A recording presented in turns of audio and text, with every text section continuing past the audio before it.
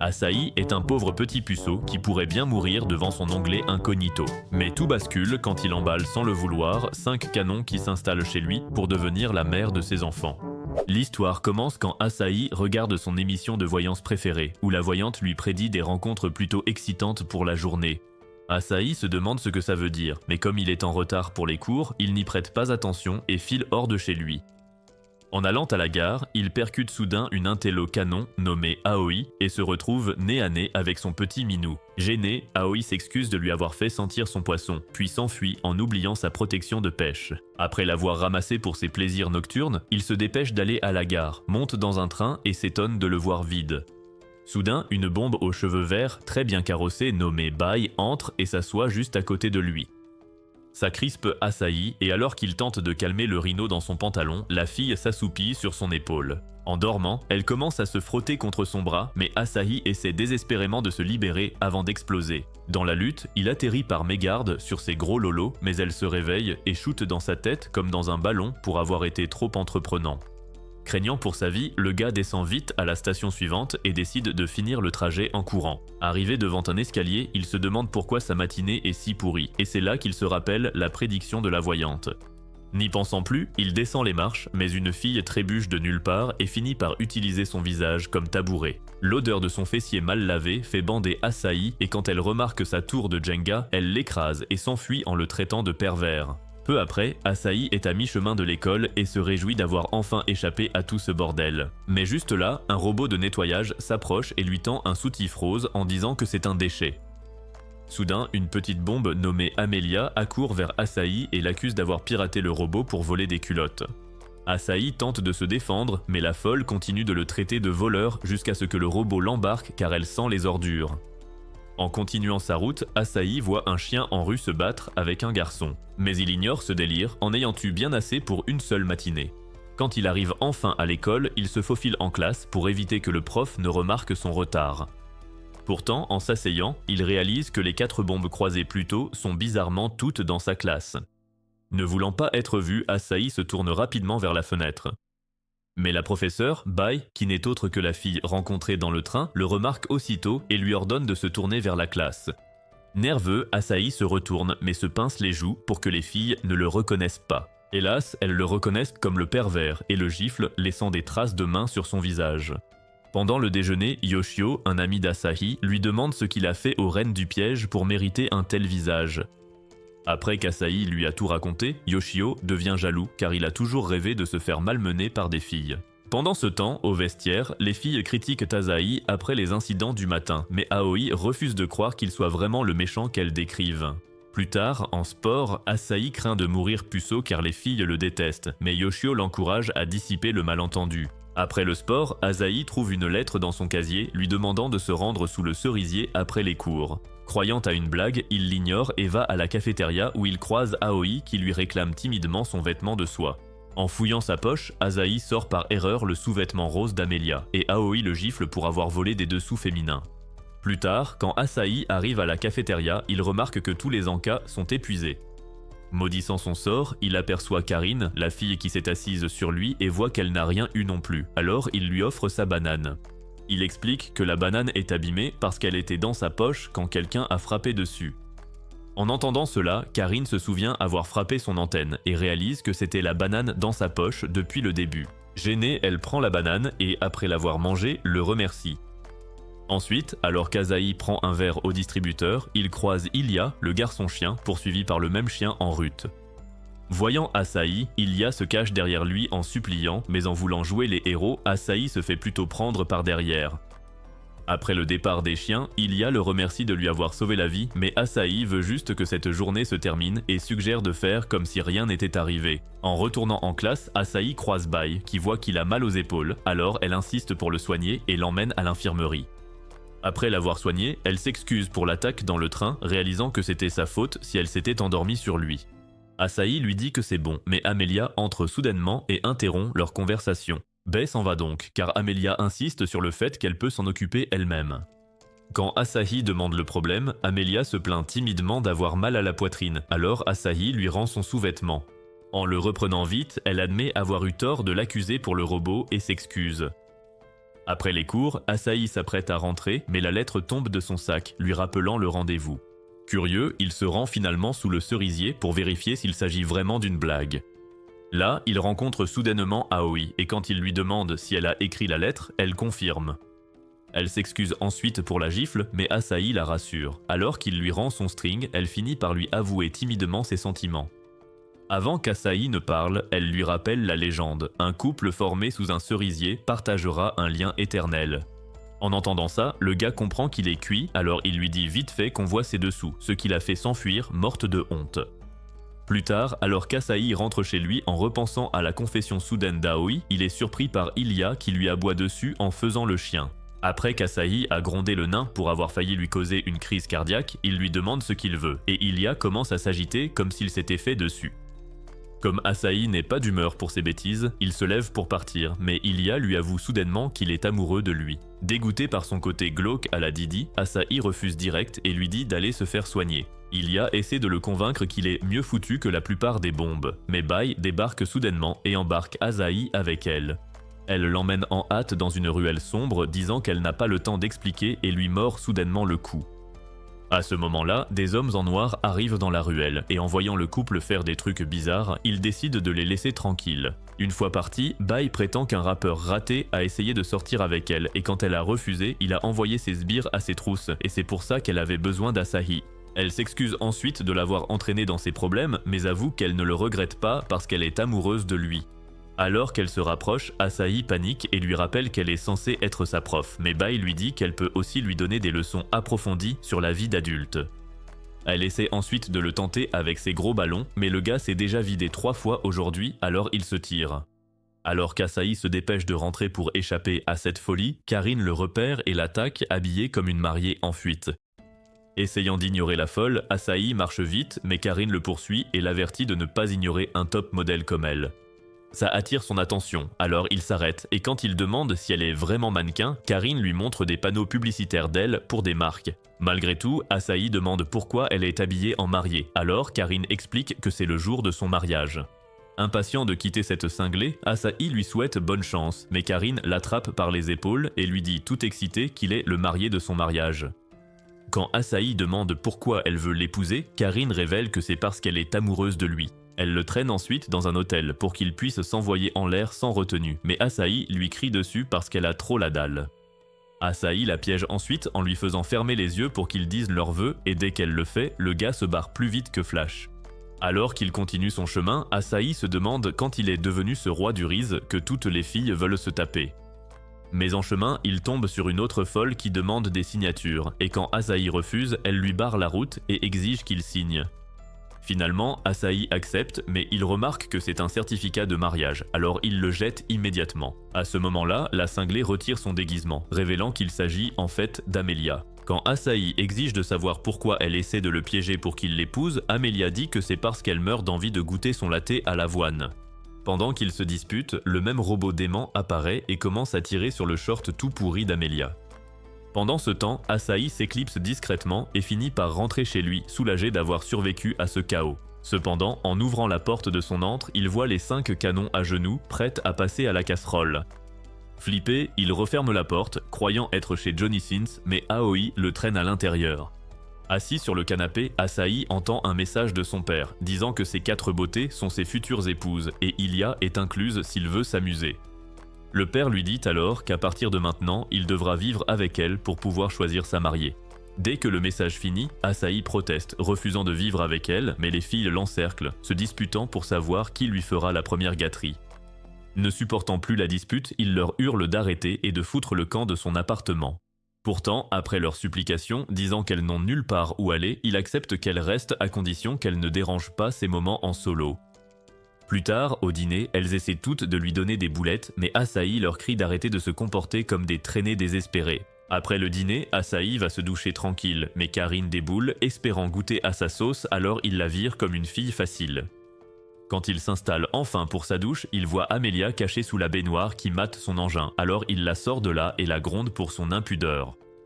Frustré, Asahi retourne dans sa chambre sans s'être douché, et après avoir vérifié chaque recoin pour s'assurer qu'aucune fille ne se cache, il décide de dormir. Pourtant, en levant les yeux, il voit soudain Bei collé au plafond comme dans un film d'horreur et il pète un câble. En ayant marre de leur manigance, Asahi convoque toutes les filles et leur demande de dégager de chez lui.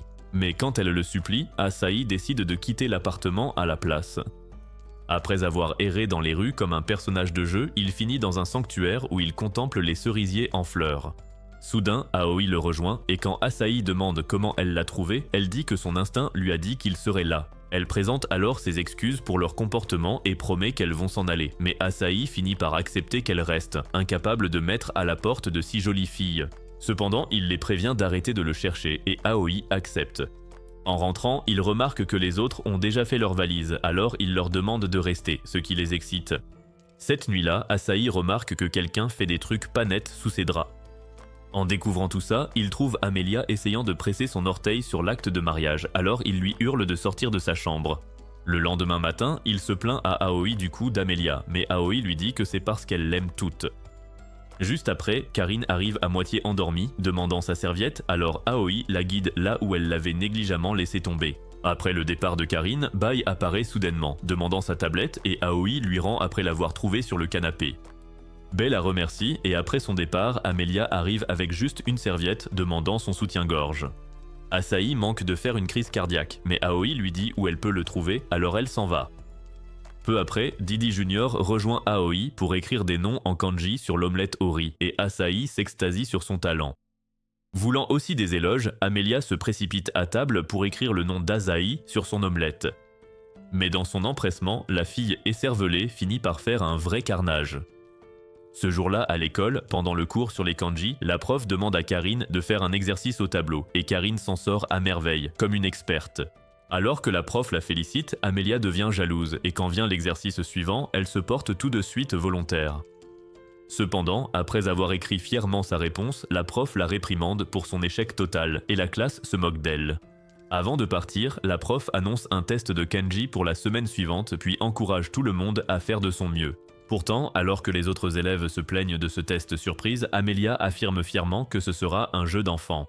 Pendant la pause déjeuner sur le toit, Yoshio confie à Asahi qu'il craque complètement pour Amelia. Il la trouve mignonne et adore sa persévérance, mais Asahi sait que cet idiot sans charme veut juste se glisser dans les filets d'Amelia. Néanmoins, Asahi explique qu'Amelia n'est pas vraiment persévérante, mais qu'elle déteste simplement perdre.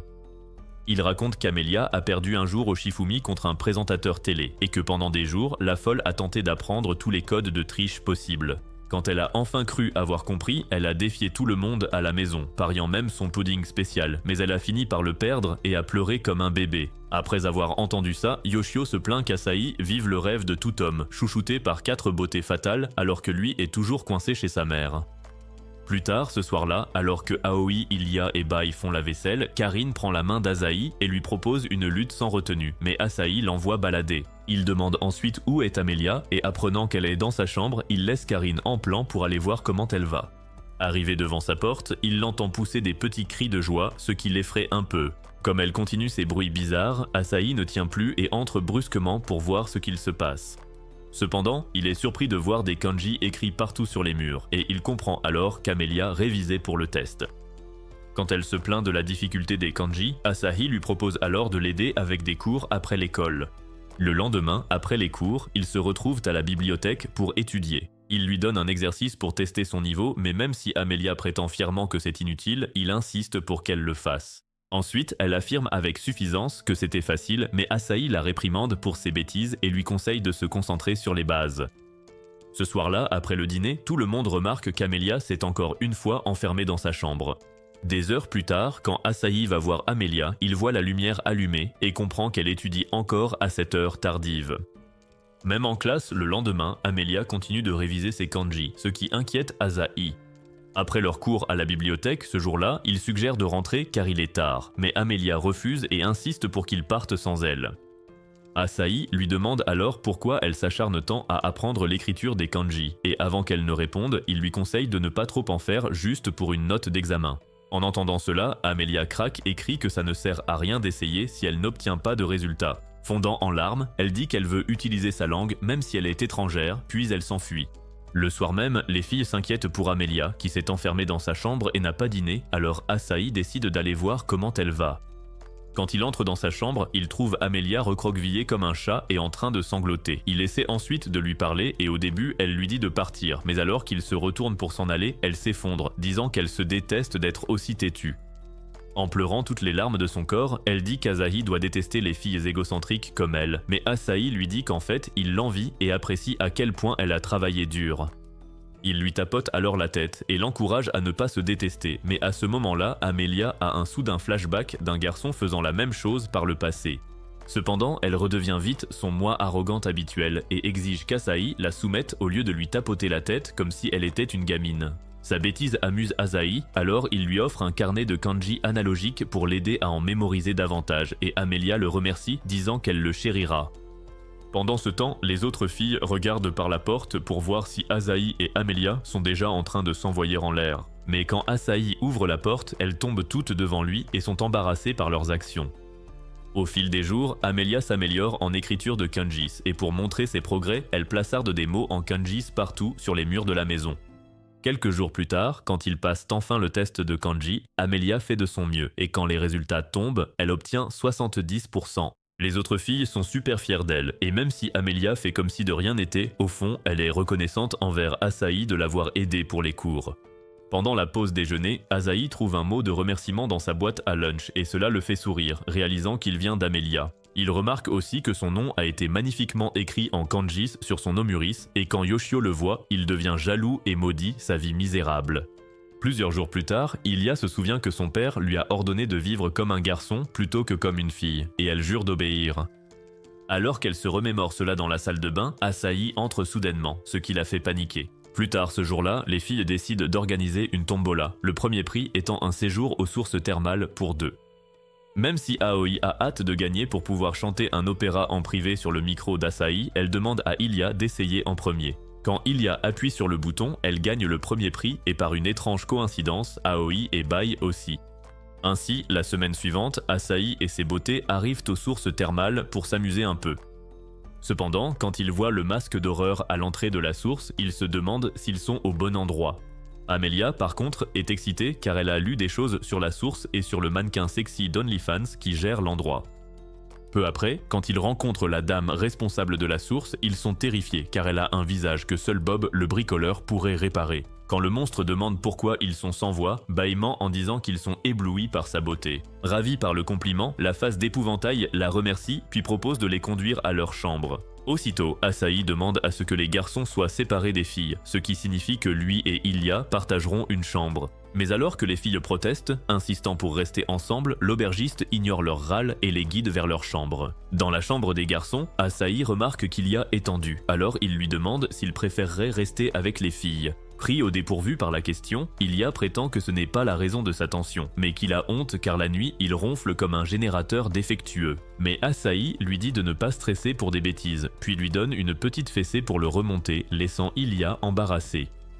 À ce moment-là, Karine et Amelia arrivent pour les inviter à une partie de tennis de table, alors ils se rendent tous dans la salle de jeu. Pendant qu'Asahi et Ilia regardent sur le côté, les filles s'affrontent dans une partie de tennis de table. Mais après avoir vu l'effet de rebond sur leur poitrine, Asahi aimerait qu'elles jouent avec un autre genre de balle. Prise par le jeu, Bai décide de montrer ses talents de pro, elle frappe la balle si fort qu'elle finit par démolir toute la salle de jeu. La balle s'arrête enfin lorsqu'elle frappe Asahi en plein dans ses parties intimes, lui causant une douleur inimaginable, et l'onde de choc déchire aussi les vêtements de Karine, laissant ses atouts exposés.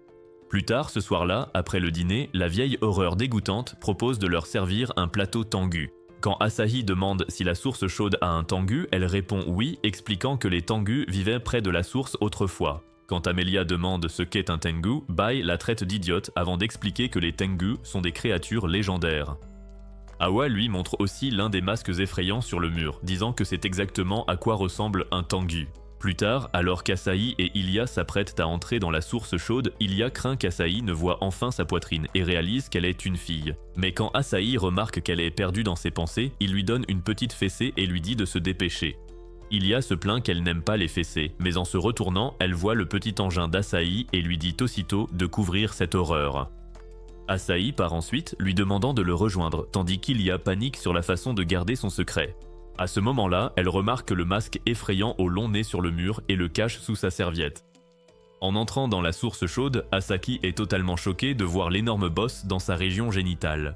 Pendant qu'Ilya se douche, Asahi ne peut détacher ses yeux de son cône géant et aimerait être doté d'un tel atout. Quand Ilya remarque qu'il la fixe, elle est gênée et lui demande d'arrêter, alors Asahi propose vite de lui laver le dos. Ilya accepte timidement et en lui frottant le dos, Asahi demande pourquoi elle se couvre le devant, ce qui la crispe. Incapable de répondre, elle change vite de sujet et exige avec colère de lui laver aussi le dos. Asahi accepte ensuite qu'elle lui lave le dos et pendant qu'elle le fait, son zizi de fortune commence à le piquer dans le derrière. Lorsqu'il s'en plaint, elle prétend nerveusement que c'est parce qu'elle est un garçon, puis regrette immédiatement de l'avoir dit. Pendant ce temps, les filles sont de l'autre côté de la source, mais au lieu de profiter de leur temps là-bas, Karine veut savoir ce que font les garçons. Plus tard, après le départ d'Asahi pour le sauna, Ilya est soulagé de pouvoir enfin profiter d'un peu de temps seul. Soudain, le vent emporte sa serviette sur un rocher et alors qu'elle lutte pour la récupérer, elle remarque Asahi qui approche et panique, craignant qu'il ne découvre son secret. Au même moment, Karine et Amelia empilent des tonneaux en bois pour espionner le bain des garçons et avoir une vue en 4K sur leur destructeur de minous. Pendant ce temps, alors qu'Asahi entre dans la source, il aperçoit un avorton aux atouts exposés portant le masque de Tengu, ce qui lui fiche une peur bleue. Karine et Amelia, qui espionnent le bain des garçons, hurlent aussi de peur face au monstre et finissent par s'écraser au sol. Alors qu'Asahi retourne en courant au sauna, Ilya en profite pour récupérer sa serviette et court après lui. Quand Asahi la voit, il tente d'expliquer qu'il vient de voir un monstre Tengu, mais Ilya glisse soudain sur un savon et en tombant, sa serviette et son masque de Tengu s'envolent.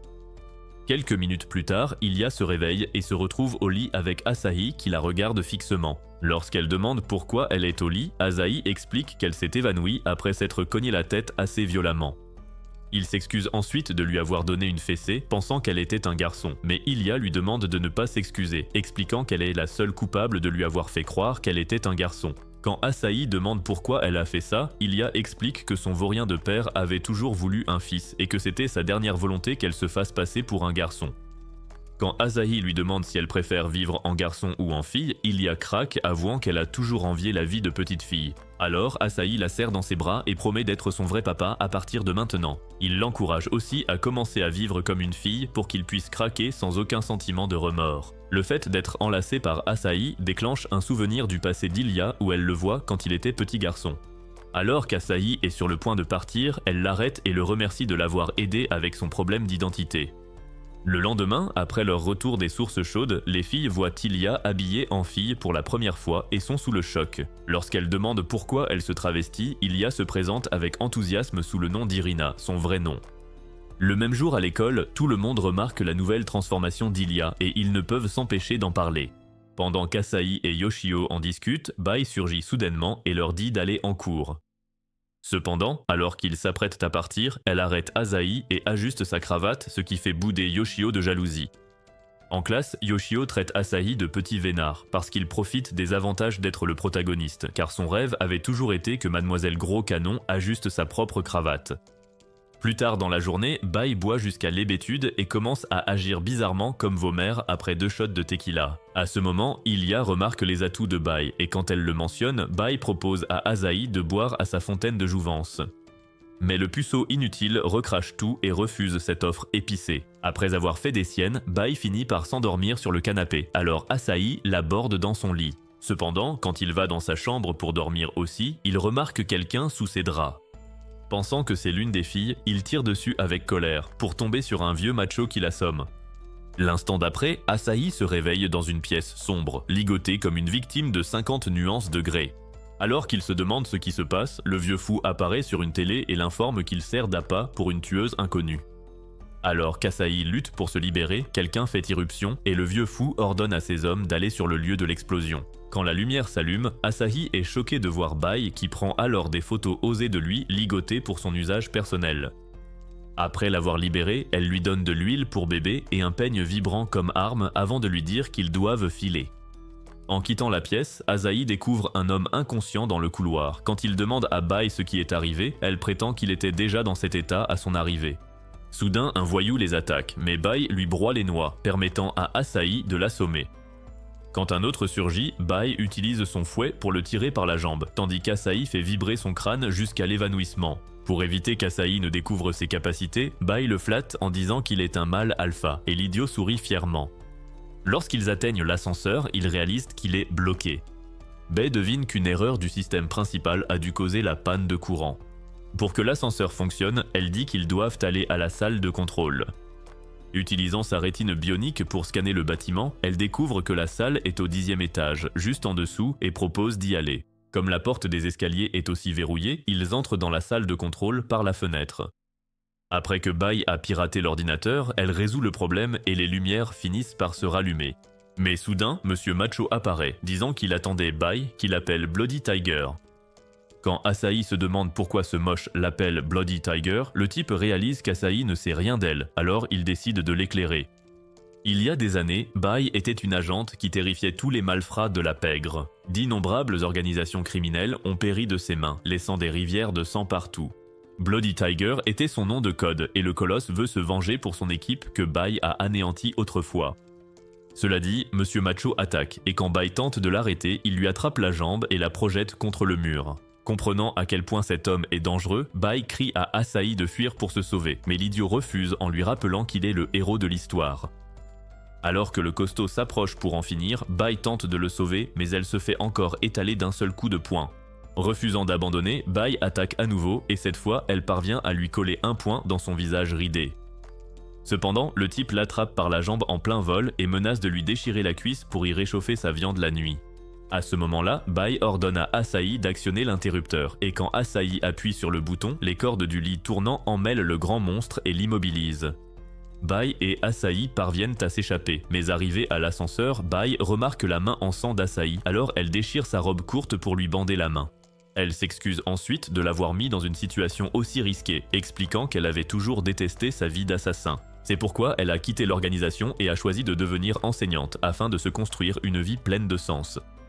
Quand la porte de l'ascenseur s'ouvre, Bai revêt son uniforme d'assassin et promet de protéger Asahi quoi qu'il arrive.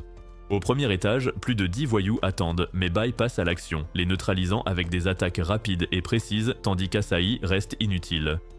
Pour ne pas le mettre en danger, Bai révèle qu'il y a une porte de secours à l'arrière de l'ascenseur et lui dit de s'échapper par là. Quand Asahi refuse et insiste pour se battre avec elle, Bai tire dans sa direction puis lui ordonne de partir pour qu'il ne la gêne pas.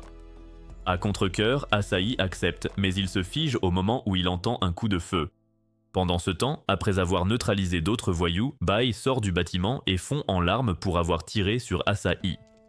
Soudain, une explosion manque de l'envoyer au paradis, mais elle esquive et réalise que c'est Macho Man, maintenant habillé comme un Terminator au rabais.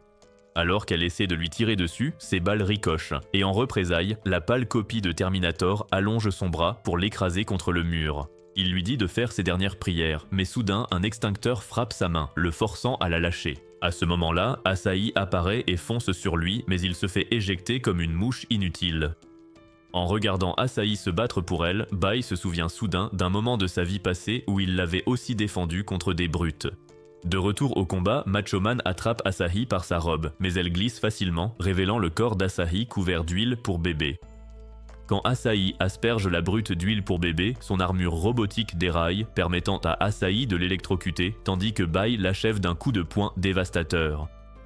Quand Bai demande pourquoi Asahi est revenu, il lui dit qu'il ne pouvait pas abandonner sa prof sexy, alors elle lui étouffe sa tête d'idiot dans ses gros seins pour le remercier. Le lendemain matin, au réveil, les filles voient Asahi dormir paisiblement sur les énormes coussins de Bai et elles explosent de jalousie. Cette nuit-là, en sortant de l'épicerie, Asahi ignore qu'une machine à capteur thermique le surveille et prend ses bijoux de famille pour cible. Soudain, il repère la machine au-dessus de lui, le robot fou tente de lui percer les valseuses, mais il se fait foudroyer et explose. Alors qu'Asahi se demande ce qui s'est passé, il voit une fille mystérieuse déguisée en fée marraine et réalise que c'est elle qui l'a sauvé de l'émasculation.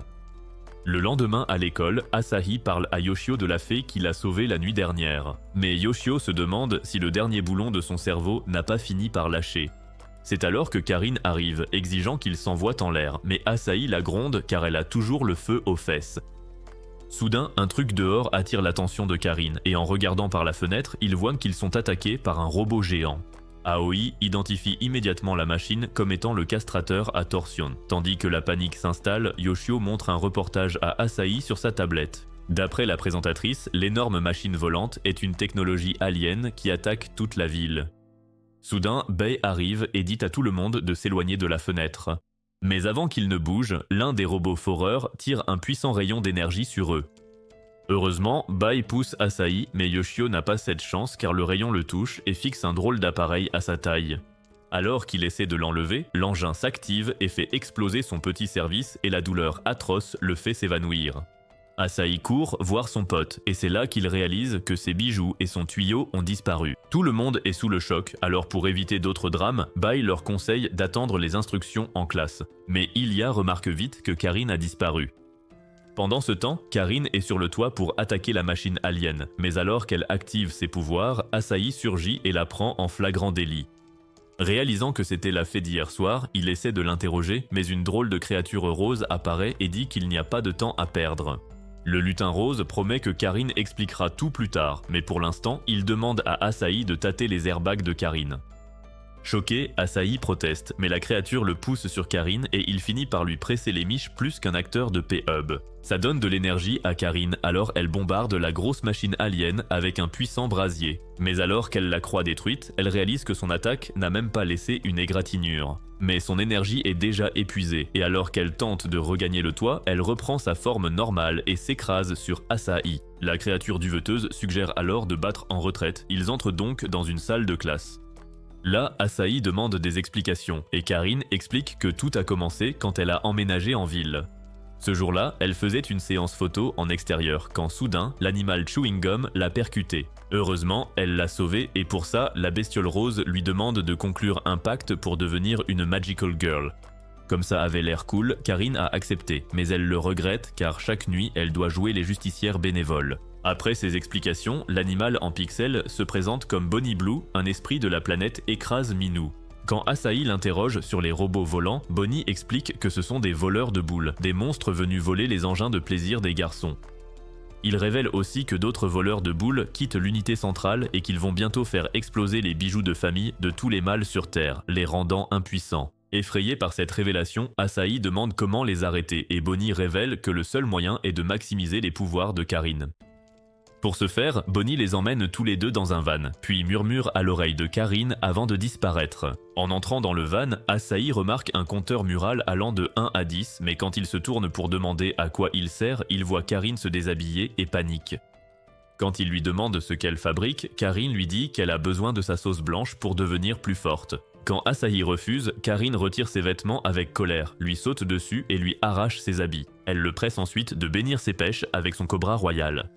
Mais soudain, Aoi apparaît à la fenêtre après avoir soupçonné que quelque chose de bizarre se passait à l'intérieur. Entendant la voix d'Aoi, Asahi tente d'appeler à l'aide, mais Karine lui ferme sa sale bouche et le plaque au sol comme une pauvre mauviette. Pendant ce temps, les autres filles rejoignent Aoi pour inspecter le van et comme elles n'entendent aucun bruit, elles décident de partir. Désormais seule, Karine arrache le caleçon d'Asahi et lui dit de s'y mettre, mais Asahi lui assène un coup sur le crâne pour la calmer. C'est alors que Bonnie revient, s'attendant à ce que la partie de jambes en l'air soit finie, mais est déçue de voir qu'ils n'ont même pas commencé. Karine tente de convaincre Asahi que c'est pour sauver le monde, mais la tête de mule refuse, insistant sur le fait que les filles devraient garder leur virginité pour celui qui les aimera vraiment. Entendre cela émeut Karine, et la jauge du compteur passe instantanément de 0 à 4. Soudain, 2 voleurs de boules percutent le van, alors Asahi en sort en courant avec son zizi à l'air pour faire diversion. Alors que les robots le poursuivent pour lui piquer son Excalibur, le pouvoir de Karine atteint son maximum en voyant le sacrifice d'Asahi pour elle. À ce moment-là, Karine se met à briller et l'immense lumière qui émane d'elle fait exploser le van et élimine les robots au passage. Sous les yeux d'Asahi, Karine se transforme en la marraine de Cendrillon. Et Bonnie révèle que Karine est maintenant la légendaire Magical Girl miraculeuse. Ses pleins pouvoirs étant débloqués, Karine élimine quelques voleurs de boules avec des tirs précis, puis affronte le boss final des voleurs de boules. Alors qu'elle le bombarde d'une puissante énergie mystique, la machine réplique par des décharges violettes, provoquant une collision cataclysmique. Cependant, l'énergie de la machine la submerge bientôt, alors Asahi se joint à elle pour tenir son sceptre magique. Cela décuple leur puissance, leur permettant d'anéantir complètement la machine. Sur le toit de l'école, les autres filles assistent à l'explosion, et suite à la destruction de l'unité principale, tous les autres voleurs de boules disparaissent sans laisser de traces. Cela permet à tous les perdants de la ville de récupérer leur mini-saucisse. Une fois les robots voleurs de boules partis, Karine reprend sa forme habituelle, tandis que Bonnie disparaît. En descendant, Asahi remercie Karine avec un sourire, ce qui déclenche chez elle un flashback soudain d'Asahi souriant de la même manière. Effrayée par ce souvenir, Karine s'enfuit rapidement, laissant Asahi perplexe. Plusieurs semaines plus tard, Ilya et Amelia réveillent Asahi pour l'informer d'une sortie à la plage. Le voyage est organisé par Yoshio, qui les a tous invités sur une plage privée appartenant à ses parents milliardaires. Les filles sont ravies d'aller à la plage, mais Ilya est la plus excitée car c'est sa toute première fois. Bientôt, le véhicule arrive, mais alors que Yoshio fait signe pour signaler leur position, il se fait renverser par la voiture, lancée à toute allure. Peu après, à leur arrivée, ils réalisent qu'ils séjourneront dans un complexe 5 étoiles, ce qui emballe les filles. Quand Ilya se demande à quel point les parents de Yoshio sont riches, Asahi lui dit qu'ils doivent être des barons de la drogue. Bei demande alors s'ils peuvent laisser Yoshio derrière eux, mais Karine lui rappelle que le chauffeur a dit qu'il s'en sortirait, même si l'idiot s'est cassé 2 côtes. Après avoir mis leur bikini, ils se précipitent à la plage et pendant que Karine et Amelia jouent dans l'eau, Ilya a peur d'y aller. Mais Asahi l'assure qu'il la sauvera s'il arrive quoi que ce soit, ce qui lui redonne confiance. Pendant des heures, les filles s'amusent dans l'eau, et quand elles décident de faire une pause, Karine découvre un panneau indiquant « Maillot de bain interdit sur la plage ». En voyant l'avertissement, les autres soupçonnent Yoshio et ses parents d'être des obsédés. Mais elles se disent aussi que c'était sûrement le plan de Yoshio depuis le début pour voir leurs atouts. Cependant, comme elles sont seules sur la plage, les filles oublient toute prudence et leur armure de scénario. Asahi est alors forcé de mettre un masque d'horreur pour ne pas voir ce que son mini-pistolet de scénario ne pourrait supporter, malgré ses protestations. Profitant de la situation, Ilya suggère de jouer à Colin Maillard, et tout le monde accepte. Asahi commence donc à poursuivre les filles comme un pervers pendant qu'elles s'enfuient. Cependant, le jeu tourne mal quand Asahi saute pour attraper Ilya, et en tentant de s'échapper, elle le frappe à l'entrejambe, mettant fin à sa lignée. Au coucher du soleil, ils rentrent à la villa, et même si Asahi est toujours furieux que les filles se soient moquées de lui, Ilya est heureuse de ses souvenirs. Tous ensemble ainsi, Bai souhaite que cela dure éternellement, et Asahi acquiesce avant de prendre les devants. Cependant, après avoir marché un bon moment, Asahi se retourne pour voir où sont les filles, mais il remarque soudain qu'il n'y a plus personne derrière lui. Paniqué, Asahi appelle les filles par leur nom, l'une après l'autre, et comme aucune ne lui répond, il se précipite vers la villa espérant les y trouver. Pourtant, en arrivant à la villa, il trouve l'endroit totalement désert, et alors qu'il tente de les appeler, Aoi surgit soudainement. Quand Asahi demande où sont passés les autres, Aoi le convainc qu'ils sont seuls, lui donnant l'impression qu'il perd la tête. Elle suggère ensuite de préparer le dîner, et même si Asahi sent toujours que quelque chose cloche, il propose de l'aider. En cuisinant, Asahi remarque qu'il n'est pas dans son état normal et que quelque chose ne va pas, et perdu dans ses pensées, il casse accidentellement des assiettes. Awa l'aide alors à ramasser les morceaux, mais Asahi refuse de la laisser faire seule et s'y met aussi. En ramassant les débris, leurs mains se frôlent, mais Asahi s'excuse rapidement et s'en va. Mais Aoi fixe le doigt qui a frôlé celui d'Asahi, et alors qu'elle tente de le remettre en place, le téléphone d'Asahi sonne soudain, interrompant ce moment. En voyant que c'est Yoshio qui appelle, elle coupe la communication pour empêcher Asahi de parler à qui que ce soit. Plus tard, pendant qu'Asahi grille de la viande au balcon, Aoi découpe du bœuf avec acharnement sans se soucier du sang qui macule le plan de travail. À ce moment-là, Yoshio rappelle, mais cette fois, la jeune fille déséquilibrée ne se contente pas de raccrocher. Elle poignarde le téléphone avant de le jeter à la poubelle. Quand Asahi demande si son téléphone a sonné, elle nie et lui dit que son cerveau doit lui jouer des tours. Plus tard dans la soirée, Asahi remarque que l'horloge murale est cassée, mais Aoi le persuade que le temps n'a plus d'importance quand ils sont ensemble. Après le dîner, alors qu'ils se détendent au balcon, Asahi a soudain un flash et se souvient des autres filles. Mais avant qu'il ne pose de questions, Aoi suggère vite d'aller marcher sur la plage, et il accepte. Elle le mène vers un magnifique cerisier en fleurs, mais Asahi se demande comment il peut fleurir à cette période de l'année. En fixant l'arbre, Aoi lui dit qu'elle l'aime, expliquant qu'il a peut-être mal compris sa précédente confession, mais qu'elle l'aime depuis longtemps. Alors qu'elle s'approche pour le convaincre de rester avec elle, Asahi se rappelle les autres filles, mais son esprit confus n'en a que des souvenirs brouillés. Quand il interroge Aoi à leur sujet, elle insiste sur le fait qu'elles n'ont plus d'importance et le pousse au sol. Elle tente ensuite de l'embrasser, mais Asahi a encore des flashs du temps passé à la plage avec les filles, et il insiste pour savoir où elles sont. Soudain, le vent forcit, et alors que les pétales de cerisier tourbillonnent, Asahi se souvient d'une nuit passée avec Aoi à contempler les étoiles. Ce souvenir devient vite réalité, mais cette fois Aoi lui dit qu'ils ne peuvent plus être ensemble, et après l'avoir prévenue de ne plus revenir, elle s'enfuit. Asahi tente de l'arrêter, mais soudain, des messages d'erreur envahissent le ciel nocturne, et alors qu'il se demande ce qu'il se passe, le monde se désintègre. L'instant d'après, Asahi se réveille dans sa chambre. Réalisant qu'il est en retard pour l'école, il se dépêche de partir, mais arrivé au salon, il remarque que les filles ne sont pas là. Pensant qu'elles sont parties sans lui, il file, ignorant sa mère qui l'appelle. Bientôt, arrivé en classe, il réalise qu'aucune des filles n'est présente. À la place, il voit que Yoshio ressemble à un rocker raté, et quand il demande où sont les filles, l'idiot rit et dit ne pas s'en souvenir. Choqué, Asahi sort de classe pour chercher les filles, et quand il arrive au cerisier, il voit qu'il est tout vert et sans aucune fleur. Alors qu'il se demande où elles sont, une fille à lunettes nommée Yoshino l'approche et promet de tout lui raconter. Voulant savoir, Asahi la suit dans un labo en ville où elle l'emmène dans son bureau et lui demande de s'asseoir. Pendant qu'Asahi est assis, elle examine son cerveau et voit que ses ondes cérébrales sont normales. Elle lui demande s'il se souvient d'elle, mais Asahi dit ne pas se souvenir des filles plates. Pour raviver ses souvenirs, elle lui montre un document sur le recrutement de testeurs d'intelligence artificielle. Cela réveille les souvenirs d'Asahi, se rappelant avoir postulé pour être testeur des mois plus tôt dans sa chambre. Il se souvient aussi avoir été accepté, et c'était la première fois qu'il parlait au docteur Yoshino en appel vidéo. Pourtant, Asahi se plaint que cela n'explique pas la disparition des filles, alors Yoshino explique qu'il vivait dans une réalité virtuelle. Elle lui dit que toutes les jolies filles avec qui il vivait étaient des êtres créés artificiellement. Difficile à croire, Asahi rit et la traite de clown du siècle, mais Yoshino rétorque que c'est lui le clown de croire que de vraies bombes voudraient d'un raté comme lui. Asahi demande alors comment des robots peuvent ressentir des choses et même le satisfaire, alors Yoshino révèle que ce sont des robots nouvelle génération. Elle explique que les premiers robots ne comprenaient pas les émotions humaines, alors pour leur en donner, ils ont fait une expérience d'interaction avec des humains. En entendant cela, Asahi réalise que ces derniers mois n'étaient qu'une expérience et que les filles qu'il pensait avoir séduites n'étaient que des robots.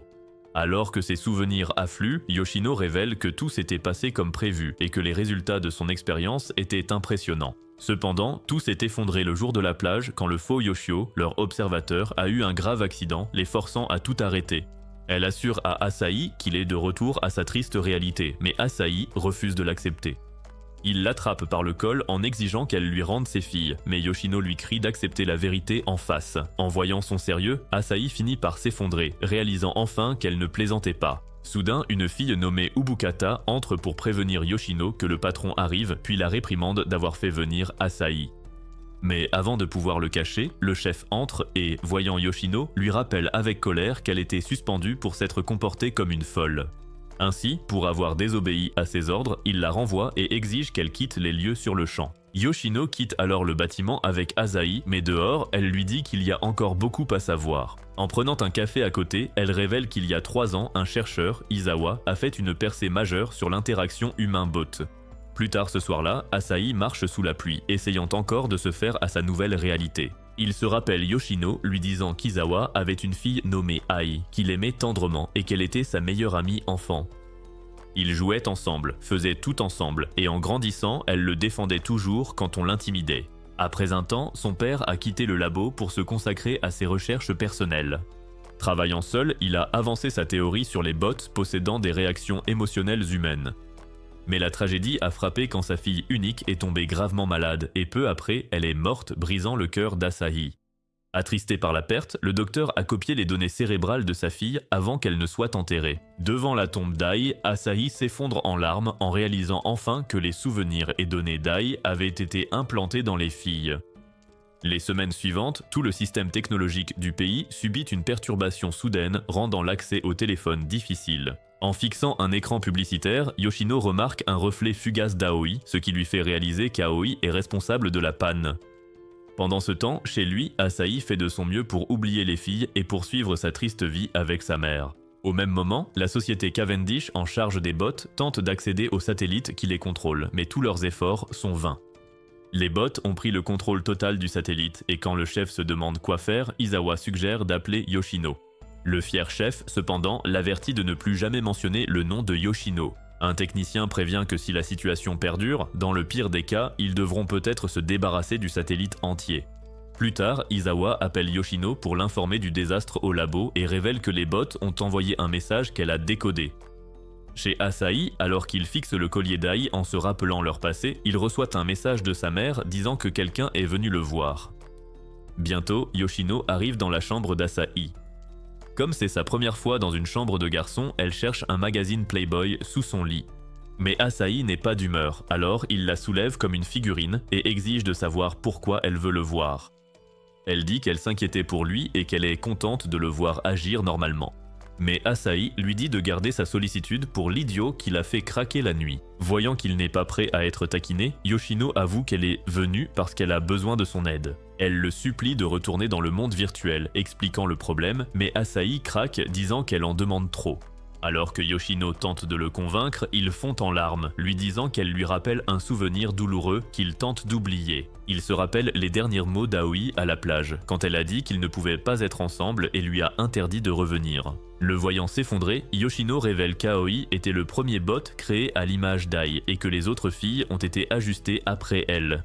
Elle explique qu'en passant du temps avec Asahi, la conscience d'Ai enfouie au fond d'Aoi s'est réveillée, ce qui a pu rendre Aoi folle. Elle révèle ensuite qu'Aoi est la cause de la panne de réseau du pays, et même si cela semble résolu, elle craint que cela ne se reproduise. Comme le satellite hébergeant les données des bots refuse les connexions externes, Yoshino pense qu'Asahi est le seul à pouvoir y accéder. Cette théorie repose sur le message décodé transmis par le satellite qui dit « Je veux te voir » et Yoshino pense que c'est un message d'Aoi pour Asahi. Soudain, le petit robot d'Asahi devient fou et alors qu'Asahi tente de le maîtriser, il émet une lumière vive montrant des images sombres des filles. Quand les filles entendent la voix d'Asahi, elles tentent de se montrer mais le signal défectueux les transforme en personnages en 2D. Asahi a du mal à les reconnaître et quand Yoshino leur dit qu'elles ressemblent à des pixels, les filles paniquent, puis reprennent leur forme originale. Les filles sont heureuses de voir Asahi car elles pensaient ne plus jamais pouvoir profiter de son os de lait. Bai explique ensuite qu'Aoi avait voulu les déconnecter du système. Mais avant qu'elle ne puisse le faire, Amelia a senti l'anomalie, alors elles se sont toutes cachées là où la perturbation n'irait pas. Karine se vante d'avoir caché tout le monde avec sa magie, mais Amelia la fait taire en lui rappelant que c'est elle qui a remarqué l'anomalie. Alors qu'elles se disputent, Bai leur rappelle que le temps presse et Amelia dit vite à Asahi qu'il doit arrêter Aoi et la sauver.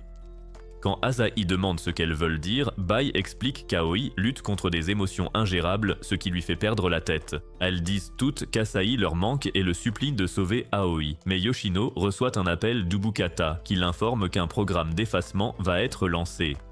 Juste après, le robot d'Asahi se met à trembler et les hologrammes des filles disparaissent soudainement.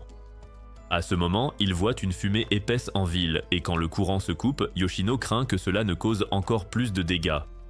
Elle demande alors à Asahi de venir avec elle, expliquant qu'il doit voir Aoi rapidement. Elle révèle que s'ils n'agissent pas vite, Aoi et les autres filles disparaîtront à tout jamais. Comme le satellite a une porte dérobée, Yoshino explique qu'ils doivent l'utiliser avant que le programme d'effacement ne supprime tous les bots. Remarquant son hésitation, Yoshino part mais jure de ne jamais abandonner tant qu'il reste la moindre chance.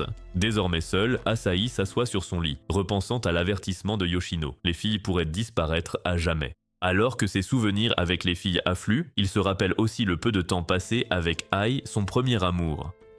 Il aimerait la revoir et cela renforce sa détermination. Alors quand Yoshino s'apprête à partir, il l'arrête et dit qu'il vient aussi. Quand elle demande pourquoi, il répond que c'est parce qu'il ne peut pas simplement abandonner. Alors Yoshino lui lance un casque et fonce à toute allure à travers la rue. Tous les systèmes de conduite autonome étant en panne, les routes sont encombrées par un trafic monstre, mais Yoshino se faufile jusqu'au seul endroit doté d'une machine assez puissante pour piloter le satellite. Peu après, ils arrivent dans un appartement, et en entrant, Yoshino explique que c'était la maison de plage du père d'Ai et qu'il s'en servait aussi comme labo. Depuis sa mort, elle est chargée d'entretenir les lieux, c'est pourquoi elle a accès à la sécurité. Lorsqu'ils atteignent le labo souterrain de pointe, Yoshino allume le système, mais Asahi lui demande pourquoi elle s'intéresse encore à l'expérience alors que son patron l'a virée.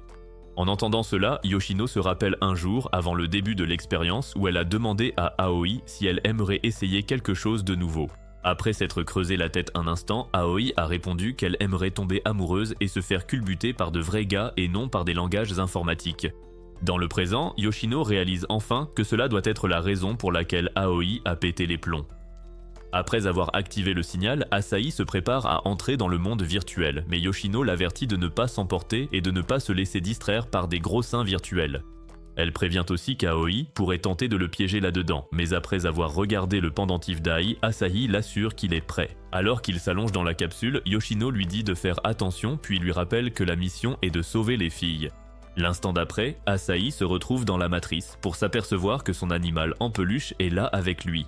Quand il le ramasse et demande pourquoi il l'a suivi, l'animal se révèle être Yoshino, qui explique que c'est sa façon de le surveiller dans le monde virtuel. À ce moment-là, Asahi remarque un mur fait de signes d'erreur, et alors qu'il se demande comment passer le mur, des fleurs de cerisier tourbillonnent soudain autour de lui. Les fleurs se transforment ensuite en papillons, et alors qu'il le suit, il lui montre un bouton capable de briser le mur. Quand Asahi appuie sur le bouton, le mur de défense vole en éclats, et il entre dans le monde virtuel. Soudain, son animal en peluche se met à vibrer, et sous ses yeux, Yoshio en sort avec son engin à l'air. Asahi est terrifié par l'apparition soudaine du punk, mais Yoshio s'accroupit et commence à reluquer la puissante machine de forage d'Asahi.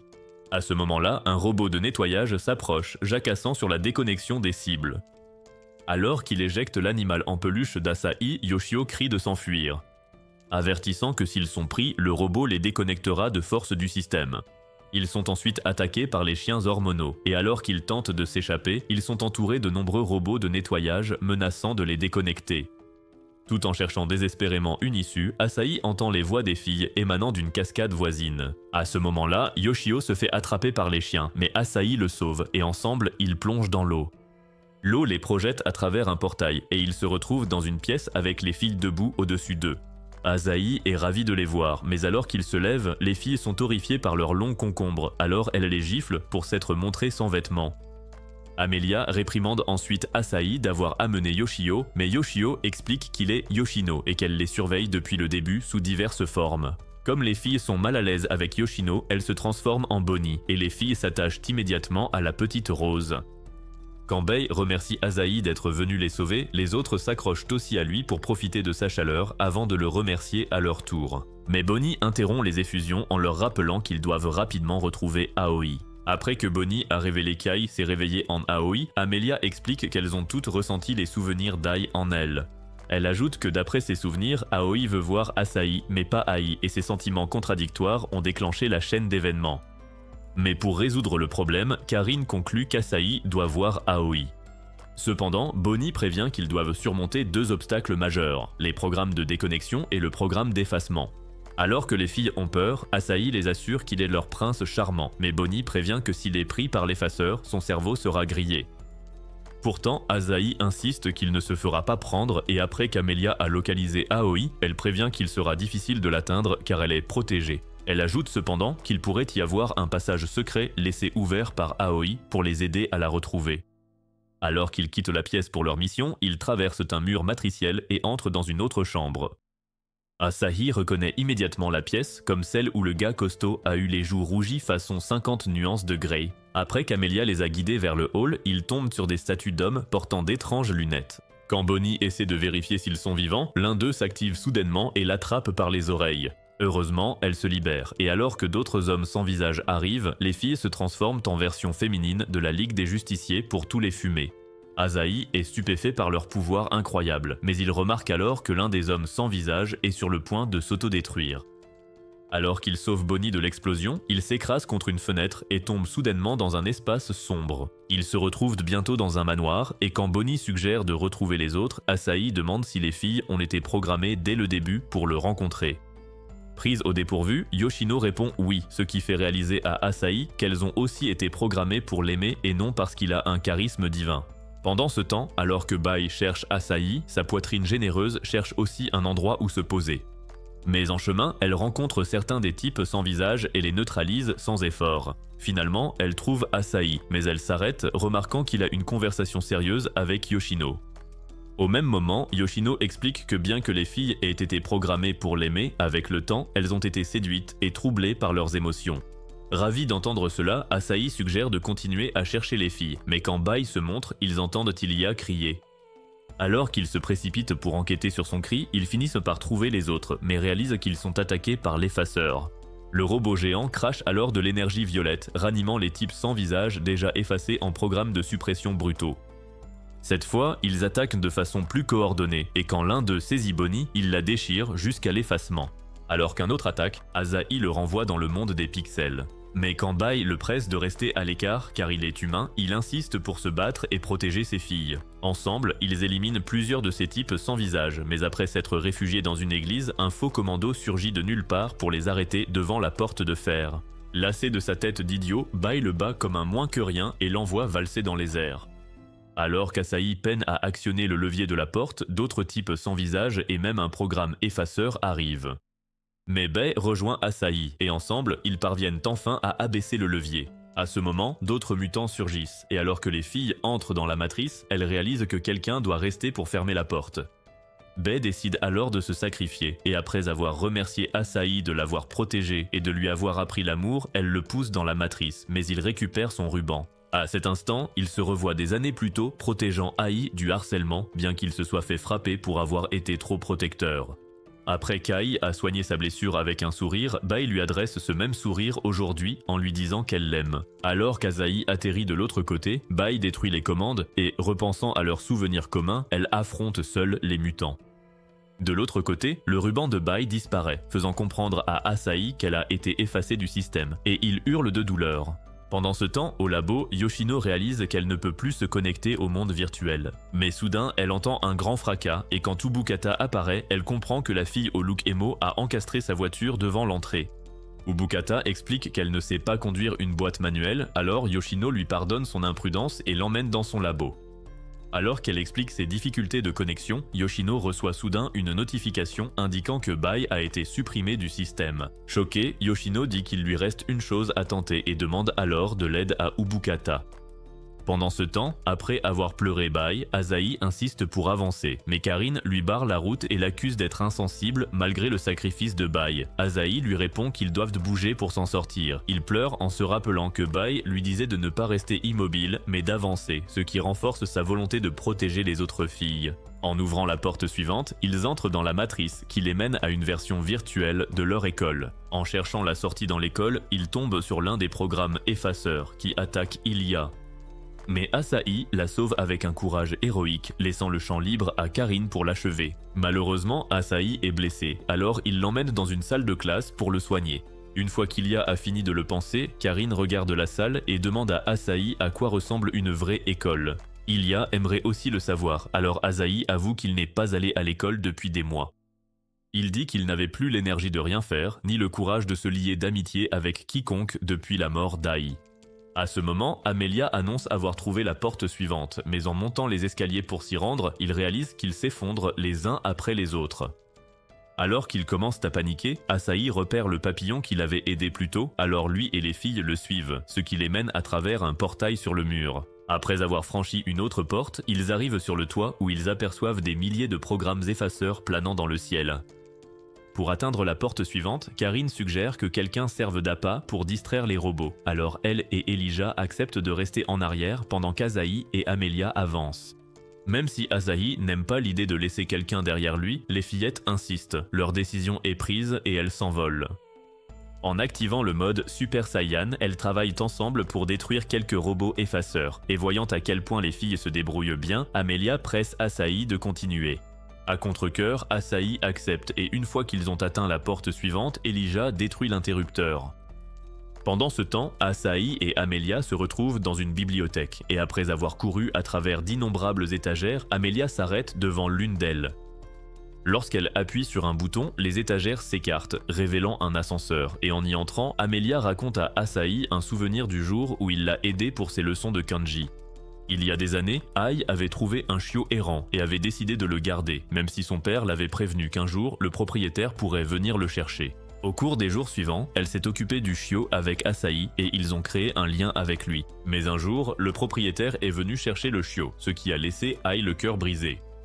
Pour lui remonter le moral, Asahi lui a caressé la tête et lui a dit qu'elle avait bien fait de s'occuper du chiot, ce qui l'a fait fondre en larmes. Après qu'Asahi a caressé la tête d'Amelia de la même manière, elle a admis que ce jour-là, elle avait appris ce qu'était le véritable amour.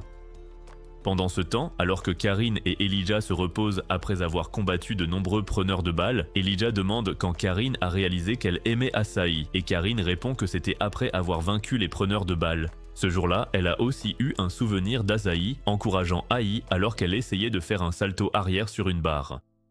Quand Karine pose la même question à Elijah, celle-ci admet que c'était quand Asahi l'avait serré dans ses bras et l'avait aidé avec son problème d'identité.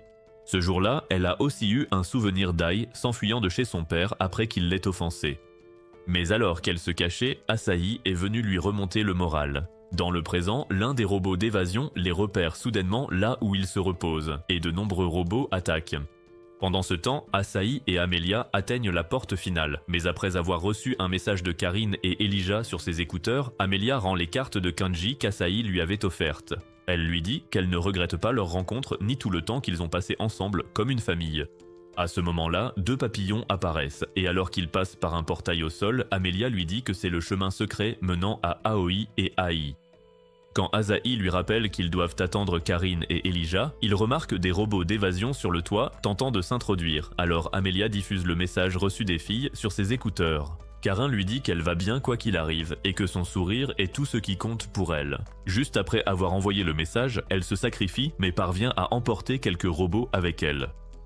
Au même moment, Ilia le remercie de l'avoir aidée à devenir elle-même et après le message, elle explose avec des milliers de robots. Après avoir écouté leurs derniers mots, Asahi fond en larmes, mais Amelia s'excuse de la tournure des événements et l'encourage à rentrer chez lui pour être heureux. Alors que les robots forcent le plafond de verre, elle l'embrasse et d'un sourire active le portail sous ses pieds, le faisant tomber dans un trou noir vers la porte finale. Cette porte le mène droit dans les bois, et alors qu'il pleure toutes les larmes de son corps pour les filles, les cartes kanji d'Amelia s'évaporent, lui faisant réaliser qu'elle n'est plus qu'un souvenir. Déterminé à ne pas abandonner, Asahi avance, et c'est là qu'il aperçoit Aoi debout sur le rivage, fixant l'eau. Lorsqu'il s'approche d'elle, elle s'excuse pour tout ce stress, mais Asahi demande à voir Ai, alors elle lui dit qu'Ai est au plus profond d'elle. Asahi insiste pour la voir, alors Aoi blottit son visage contre sa poitrine, et à ce moment, Asahi se revoit juste après avoir terminé le collège. Elle avait rencontré alors, lui demandant pourquoi il était seul, et Asahi avait avoué être triste car tout le monde se séparait. Mais Ai lui remonte le moral et lui propose d'aller faire les magasins avec elle. En faisant les courses, Asahi remarque qu'Ai fixe un collier, mais elle dit qu'elle ne peut pas se l'offrir car elle est fauchée. En quittant le centre commercial, Asahi prétend aller aux toilettes, mais à son retour, il lui offre le collier comme cadeau de Noël en avance. Elle le remercie et lui demande de le lui mettre, et ce faisant, elle a un vertige et manque de s'effondrer, mais Asahi la rattrape. Bien qu'elle ait minimisé ce malaise, elle s'est de nouveau effondrée le soir même, et un scanner a révélé un cancer avancé qui pourrait l'empêcher de voir le prochain printemps. Cette nouvelle a dévasté son père, mais elle lui redonne le sourire en promettant de ne jamais abandonner. À l'hôpital, Asahi lui a rendu visite et lui a offert une banane, inquiet pour sa santé, mais Ai l'a assuré qu'elle était juste épuisée. Ce jour-là, elle lui demande aussi de faire le pacte d'aller voir les cerisiers en fleurs, et Asahi accepte. Hélas, alors que son état empirait, elle se maquillait pour cacher ses cernes afin qu'Asahi ne s'inquiète pas pour elle. Comme elle n'arrivait plus à tenir le coup, elle finit par demander à Asahi de ne plus venir la voir à l'hôpital, en disant qu'elle ne voulait pas le distraire de ses examens. Elle a pleuré son départ, et même sous assistance respiratoire, seules les vidéos d'elle et Asahi sous les cerisiers lui apportaient un peu de réconfort. Lorsqu'elle s'est finalement éteinte, sa main tenait le collier qu'Asahi lui avait offert. De retour au présent, Aoi montre une porte à Asahi et lui dit qu'Ai l'attend juste derrière. Cependant, avant de franchir la porte, il lui caresse la tête et la remercie pour tout ce qu'elle a fait. Alors qu'elle le regarde partir, elle le remercie de lui avoir montré ce que c'est d'être aimé. Asahi lui dit donc adieu avant de franchir la porte. De l'autre côté, il voit les magnifiques cerisiers en fleurs et en s'approchant de l'arbre, il aperçoit Ai qui se tient juste là. Submergé par l'émotion, il l'enlace, mais Ai lui demande de l'oublier et de continuer sa vie. Mais Asahi refuse, car depuis qu'ils sont tout petits, ils ont toujours été ensemble. Alors qu'ils fond en larmes, il dit qu'il l'a toujours aimé et regrette de ne pas avoir passé assez de temps à ses côtés. Les larmes aux yeux, Ai avoue qu'elle le regrette aussi, puis elle lui dit qu'elle l'a toujours aimé, lui aussi. À cet instant, le ciel nocturne se désintègre, révélant un ciel radieux au-dessus d'une herbe bien verte. Alors qu'ils s'embrassent, les souvenirs de leur vie passée ensemble inondent l'esprit d'Asahi, mais soudain, sa conscience commence à s'effacer. Après lui avoir dit adieu, elle lui remet le collier spécial, et alors qu'elle disparaît, Aoi apparaît avec des papillons dans la main.